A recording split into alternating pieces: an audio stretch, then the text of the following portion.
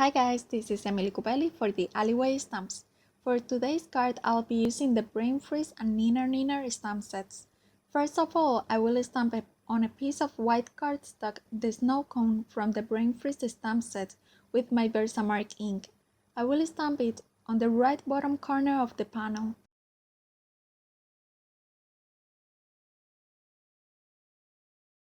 Then I will stamp over it the big face with the sunglasses from the Neener stamp set, aligning the line of the glasses and the top of the nose with the horizontal line in the snow cone. I will add to it some white embossing powder from Hero Arts. Then I will clean the excess with a dry brush and finally I will heat set it. Now I'm going to color the glasses with my distress ink. First I will wet the area of the glasses.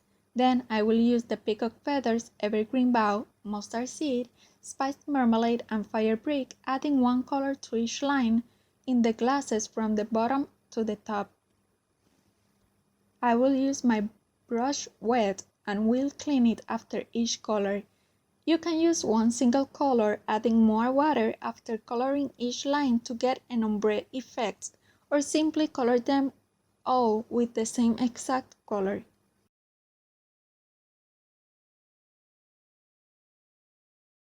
Then I will add a coat of glossy accents to them. This will add a nice glass effect. Using a pointy tool, I will keep the glossy accents inside the area I want it to be.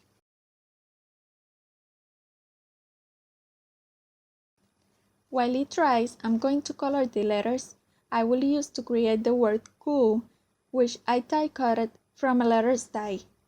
For this, I will use the Evergreen Bow Distress ink and a round blending tool.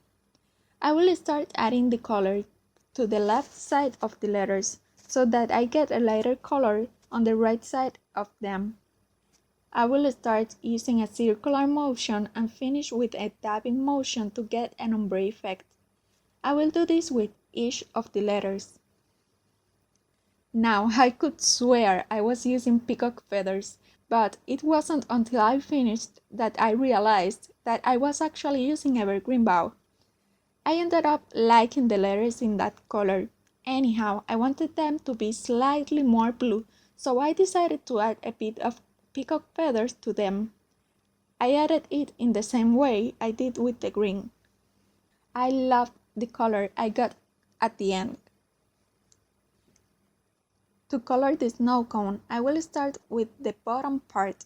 I will wet the cone with clean water and then I will add some stormy sky to the edges of it. I will blend the color to the center to create some dimension, leaving the center area lighter than the edges. I'm using an angled brush, but you can totally use a small round brush.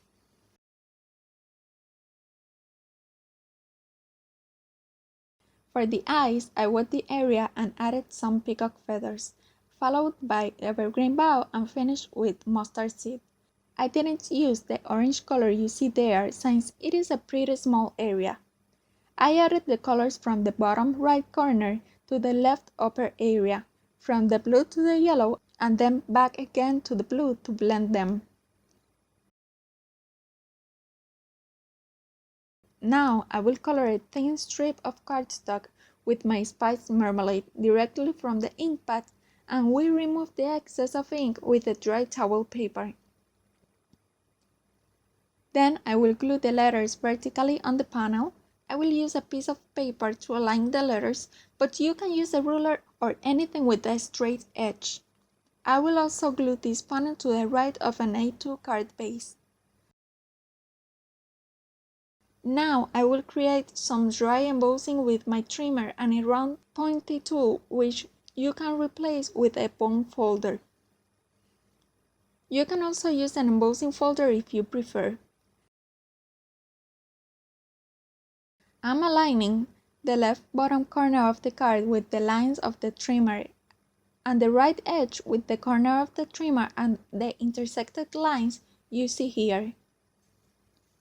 For every new line I want to create, I'm going to move the corner of the card a half of an inch. I will keep embossing the line with my tool, which is actually broken, until I get to the bottom of the card.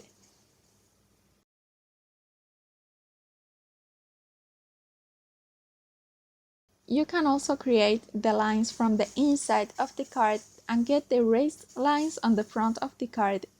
Now I will glue the orange strip we created before, right next to the main panel on the card. The edge of the panel will make it very easy to get it straight on the card. Then I will add a coat of glossy accents to it to balance the glossiness on the card as well as add more interest to it. This is my card all finished. I really hope you enjoyed this tutorial. If you did, please give this video a thumbs up and subscribe to the Alleyway Stamps channel as well as my channel if you are not subscribed yet. Remember to visit both blogs to see the full list of supplies and more close-up pictures.